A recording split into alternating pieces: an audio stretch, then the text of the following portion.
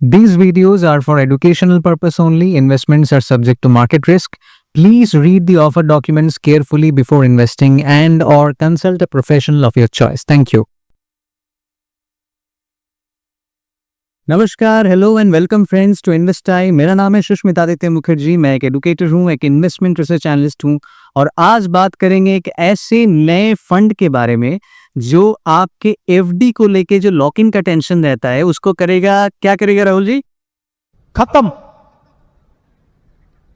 Bye bye, tata, good bye, गया।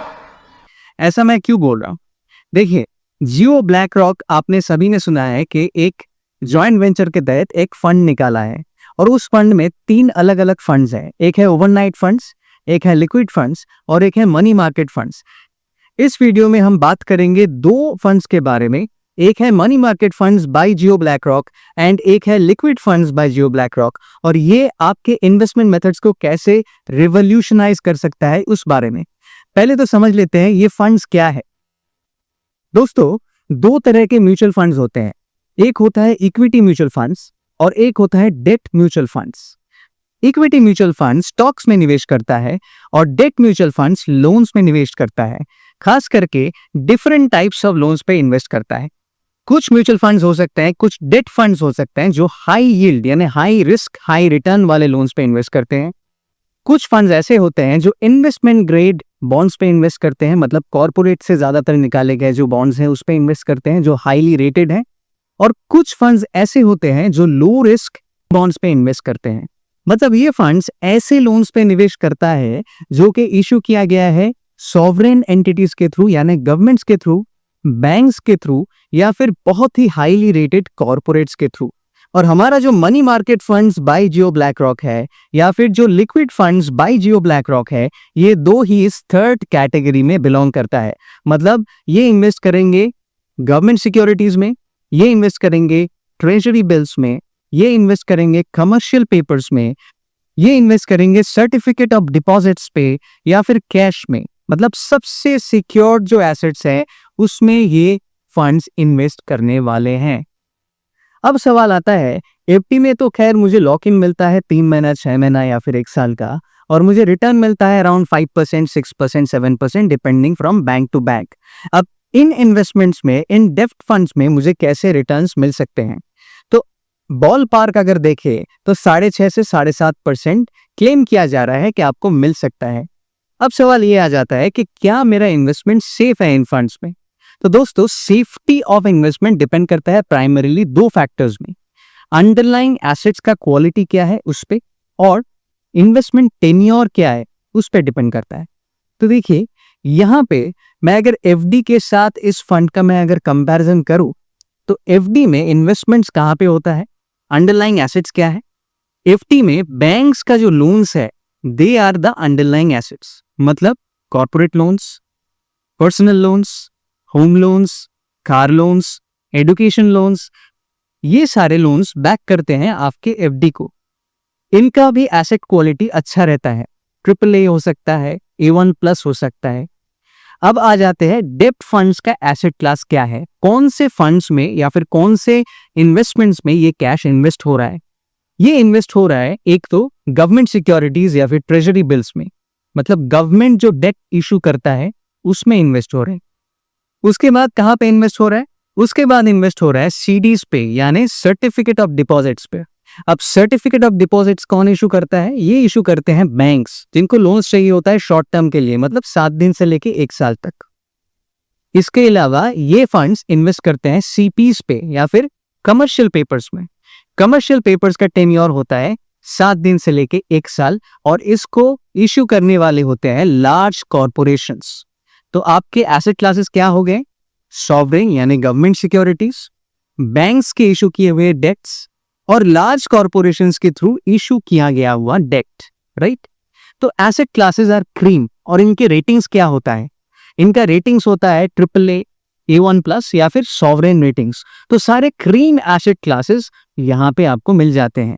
लेकिन एक डिफरेंस है दोस्तों कि रिटर्न्स एफडीज के केस में आपका जो इंटरेस्ट रेट है वो गारंटेड होता है। इस केस में it depends on market rates. अब मार्केट रेट्स ऊपर जा सकता है, नीचे भी आ सकता है, ये डिपेंड करता है सेंट्रल बैंक्स या फिर गवर्नमेंट्स के पॉलिसी के ऊपर। अब सवाल आता है नियर टर्म में क्या सिचुएशन हो सकता है रेट्स के चेंजेस का। मेरा मानना ये है, looking at the economic scenarios globally, मेरा मानना ये है कि अगले 1 साल में या फिर 1.5 साल में रेट्स ऊपर जाने वाले नहीं है, रेट्स नीचे आ सकते हैं, रेट्स घट सकते हैं। मैं क्यों ऐसा बोल रहा हूं? देखिए, इकोनॉमी जब अच्छे टाइम पे जाता है तब सेंट्रल बैंक्स रेट्स धीरे धीरे बढ़ाते रहते हैं ताकि हाइपर इन्फ्लेशन ना हो, ताकि ओवर ग्रोथ या फिर बबल फॉर्मेशन ज्यादा ना हो जाए। ये सब कारण से रेट बढ़ते रहता है। और जब अनसर्टेनिटीज आते हैं जियो स्ट्रेटेजिक सिनेरियो में या फिर इकोनॉमिक सिनेरियो में या फिर एम्प्लॉयमेंट सिनेरियो में, पॉलिटिकल सिनेरियो में, तब सेंट्रल बैंक्स रेट्स घटाते हैं। आपने देखा होगा लास्ट ईयर फेडरल रिजर्व यानी यूएस का central bank they decrease the rates. RBI ने भी लास्ट साइकिल में दे डिक्रीज द रेट्स, और ये सिलसिला अभी खत्म नहीं हुआ है। ऐसा हो सकता है अगले 1-1.5 साल तक रेट्स घटते रहे धीरे धीरे। और जैसे जैसे रेट्स घटते रहते हैं आपके आज के जो इन्वेस्टमेंट्स हैं डिट में, वो ज्यादा वैल्यूएबल हो जा सकता है। ऐसा क्यों? क्योंकि समझ लीजिए आपने आज एक गवर्नमेंट सिक्योरिटी में इन्वेस्ट किया है जिसका इंटरेस्ट कमिटमेंट है 5%। अब 3 महीना बाद एक गवर्नमेंट सिक्योरिटी इशू होता है जिसका इंटरेस्ट रेट है 4%। तो आपके डेट का वैल्यू ज्यादा हो गया कि उसका? 3 महीना बाद आपके डेट का वैल्यू ज्यादा हो गया, राइट? और 3 महीना बाद समझ लीजिए गवर्नमेंट सिक्योरिटी का वैल्यू आ जाता है 3% में। अभी आपका जो इन्वेस्टमेंट है वो और ज्यादा वैल्यूएबल हो जाता है। लेकिन ऐसा नहीं है कि रेट्स हमेशा घटता रहता है या फिर हमेशा बढ़ता रहता है। जैसे जैसे इकोनॉमी साइक्लिकली मूव करता है वैसे वैसे सेंट्रल बैंक भी काउंटर साइक्लिकली रेट्स को एडजस्ट करता है। मतलब अच्छे टाइम्स पे वो धीरे धीरे रेट बढ़ाता है, डिफिकल्ट टाइम्स पे वो रेट धीरे धीरे घटाता है ताकि बैलेंस बना रहे, संतुलन बना रहे, हाइपर इन्फ्लेशन या फिर डिफ्लेशन जैसा सिनेरियो ना हो। तो एवरेज आउट करके आप अगर लॉन्ग टर्म में सिस्टमैटिकली इन्वेस्टमेंट्स करते रहोगे तो ओवरऑल आपका रिटर्न्स बहुत ही अच्छा रहेगा, क्योंकि यहाँ पे asset classes absolutely cream. Government securities, CDs, CPs, cash are absolute cream and safe assets. ये मेरा मानना है। अब देखिए मैं क्यों आपको जियो ब्लैक रॉक रिकमेंड कर रहा हूं। ज्यादातर लोगों को इश्यूज आता है लॉक इन में कि मैंने एफडी में इन्वेस्ट किया, मैंने सोचा कि मैं 1 साल तक उस पैसे को हाथ नहीं लगाऊंगा, मैंने 1 साल का लॉक इन ले लिया, लेकिन 3 महीना बाद मेरा कुछ रिक्वायरमेंट आ गया, राइट? अब मुझे पैसा निकालना है। अब एफडी के रूल्स के अनुसार आपको कोई भी इंटरेस्ट नहीं मिलने वाला है, राइट? आपका वो इंटरेस्ट जो है वो कटने वाला है। तो ऐसे सिचुएशन में बहुत बार हम लोगों को पढ़ना पड़ता है। तो इस सिचुएशन में क्या आप 3 महीने का लॉक इन प्रेफर करोगे या फिर 6 महीने का लॉक इन प्रेफर करोगे या फिर 1 साल या फिर 5 साल का लॉक इन प्रेफर करोगे या फिर 7 दिन का लॉक इन प्रेफर करोगे? जनरली अगर रिटर्न सेम होता है तो कम लॉक इन हमेशा प्रेफरेबल रहता है। और यहाँ पे खास करके आपका एसेट क्लास भी बहुत बहुत बढ़िया है, राइट? अब अगर समझ लीजिए आपने एफडी में इन्वेस्ट कर दिया और आपने सोचा कि मैं 1 साल तक तो रह जाऊंगा, इसको रख लूंगा, लेकिन 3 महीने में या फिर 6 महीने में आपको वो पैसा निकालना पड़ा, तो तब आप अगर कंप्लेन करोगे तो मोदी जी आपको क्या बोलेंगे? आप लोग रोना बंद कीजिए, मेरे तक आवाज आ रही है। तो इसीलिए मैं आपको बोल रहा हूं कि आप यूजुअली जो एफडी में इन्वेस्ट करते हैं उसका एक पोर्शन लेके आप जियो ब्लैक रॉक में, ये फंड्स में ट्राई करके देखिए। मैंने आपको एसेट क्लास बता दिया है, सबसे क्रीम एसेट्स में ये इन्वेस्ट करने वाले हैं। तो उस सिचुएशन का जो क्वेश्चन मार्क है वो आपका रिजॉल्व हो चुका होगा। अभी देखिए अगला सवाल है कि जियो ब्लैक रॉक ब्रांड है, लेकिन मैं क्या इस पे भरोसा कर सकता हूं? इनका बैकग्राउंड क्या है? तो पहले तो ब्लैक रॉक पे आ जाते हैं। ब्लैक रॉक है दुनिया का सबसे बड़ा एसेट मैनेजमेंट कंपनी।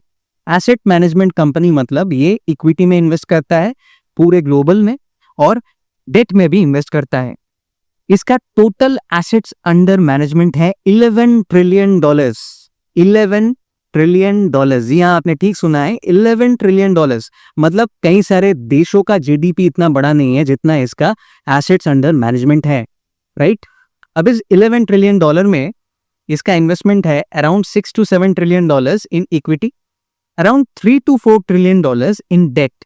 और इस डेट के जो पोर्शन है इसमें $1 ट्रिलियन अप्रोक्सीमेटली इसका इन्वेस्टेड है मनी मार्केट्स या फिर लिक्विड फंड्स में।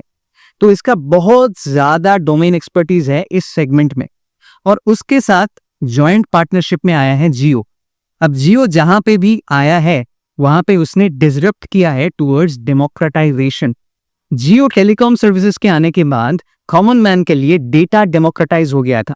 2014 से पहले हम लोग डेटा उतना नहीं यूज करते थे जितना 2014 के बाद यानी जियो के आने के बाद करते थे। अभी सवाल आया जियो ब्लैक रॉक के केस में, यहाँ पे भी government bonds, government securities, CDs, CPs यानी commercial papers, certificate of deposits, ये सब में रिटेल इन्वेस्टर्स ज्यादातर नहीं इन्वेस्ट कर पाते हैं या फिर नहीं इन्वेस्ट करते हैं, उतने अवेयर नहीं होते हैं। ऐसा नहीं है कि एवेन्यूज नहीं है, एवेन्यूज होते हैं लेकिन उतना अवेयर नहीं होते हैं। जियो ब्लैक रॉक के साथ आप अपना इन्वेस्टमेंट स्कीम चालू कर सकते हो एज लो एज 100 रुपीज से। जी हाँ, 100 रुपीज से आप अपना सिस्टमैटिक प्लान चालू कर सकते हो। तो ये भी हम बोल सकते हैं एक तरीके का डेमोक्रेटाइजेशन है।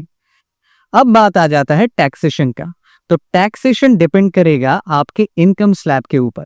यहाँ पे मैंने एक चार्ट शेयर किया है जहां पे आप देख सकते हो कि अकॉर्डिंग टू इनकम स्लैब्स क्या क्या टैक्स रेट्स हैं और आपका टोटल इनकम पे ही डिपेंड करेगा। अलग से ऐसा कुछ नहीं है कि अलग से आपका जियो ब्लैक रॉक या फिर अलग से आपका एफडी के लिए कुछ अलग टैक्सेशंस होंगे।